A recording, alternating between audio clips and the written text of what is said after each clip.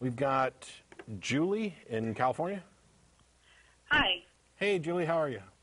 I'm doing all right. How are you guys? Good. Pretty good. First of all, I feel the need to comment on your previous conversations. As a PhD chemist, space scientist, God's particle is way blown out of proportion. All it is a particle called boson that supposedly gives other elements mass, and that's it. It's no proof that God exists, and Oh, so I was right. yeah. Oh, okay. You're fine. Keep going. I thought you were calling to correct me. No. Also, about the whole Big Bang Theory, it definitely is not something out of nothing. I mean, you can have proof of how mass and energy intertwine by looking at our sun. That's the driving force of our sun. Mass is converted into energy. And therefore, if you use common sense, you can see how energy can be turned into mass. But that's neither here nor there. I just felt Or if you eat a donut, you can see how right. energy can turn into mass. Exactly. I like to keep it, Homer Simpson level when I'm dealing with my science. Well, yeah. But one of the reasons why I was calling, I grew up in the Bible Belt, and while I had great parents who were not overly religious or did not, I hate to say it, but kind of brainwash into religion, I did grow up in a religious area where the churches basically ruled the area. If the churches did not want something in the area, they ran it out. And I am forced to deal with a lot of these people when I go home. And it's very hard for me as someone who doesn't believe in religion, who doesn't believe in God. And how do you deal with these people who are so, for lack of a better term, brainwashed that, I mean, they can become quite hostile. And how do you deal with people like that? Your turn. I haven't had a lot of family issues. Really? Yeah, you've had more of the family fun. Boy, I wish Beth was here. Sweetie, call in when the line's open. Maybe you can address Julie's comment. My experience has been a bit different. That it hasn't been as bad as others. Clearly, I had family members who were disappointed, and there was this incredibly long period of adjustment where there was quite a bit of preaching and wailing and gnashing of teeth going on. I also live quite a distance from them, so only being able to see them perhaps once a year for a short time, we'd all much rather have fun and enjoy our time together than get into arguments and discussions. What I did to kind of quell this, and this won't work for everybody, but my family are among those who believe that there is a God who loves me and wants me to know that he exists, and they also believe that God answers prayer. And so I simply said, you should pray that God would reveal himself to me, because none of your arguments and preaching are going to have any effect. It is evidence. If your God exists, clearly he can demonstrate himself to me in a sufficient manner. You believe that he can and that he wants to, and yet he has not. So why aren't you adhering to God's plan? Because clearly if he wanted to, he'd have done it already.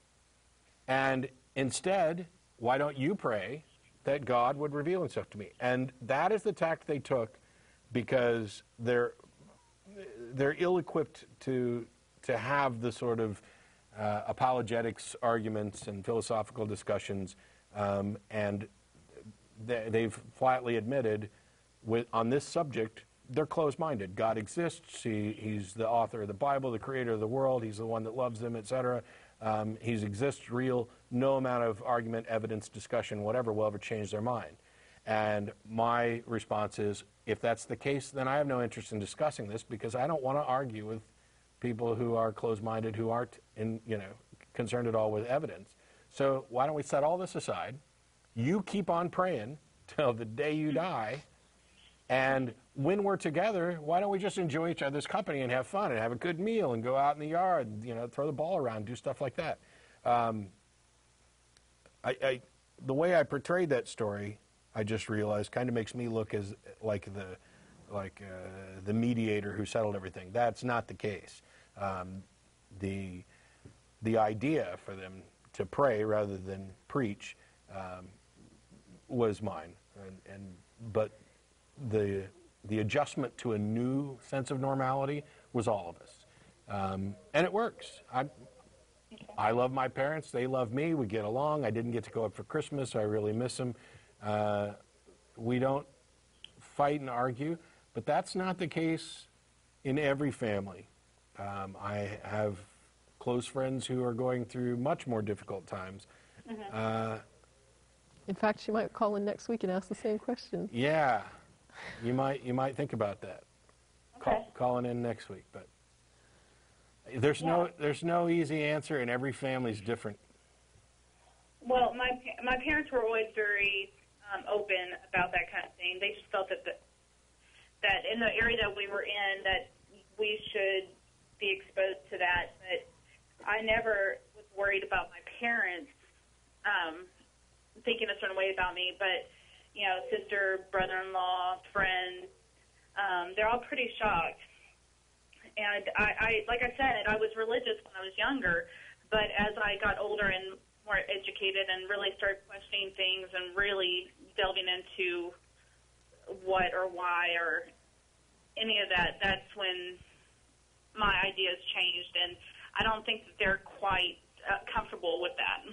Yeah, and they probably won't be, and you have to acknowledge that you're the one who changed, and that if that ends up costing you friends or family, that's just the price of it, and that part is on their head. Yes, you changed, but if they were truly friends and family who were loving and accepting of you as you were, irrespective of your beliefs, then you could maintain those relationships. And where those relationships are strained, yes, you were the impetus for the change, but the response that they have to you, that is their responsibility. It is probably, where it is exceptionally negative, it is probably a direct result of the strong religious indoctrination. The type of religious belief that says anybody that's significantly different from me is scary and evil. Oh, yeah. Well, yeah, we were taught that other religions were cults and all that. They are. Really scary. And so was yours. Yeah.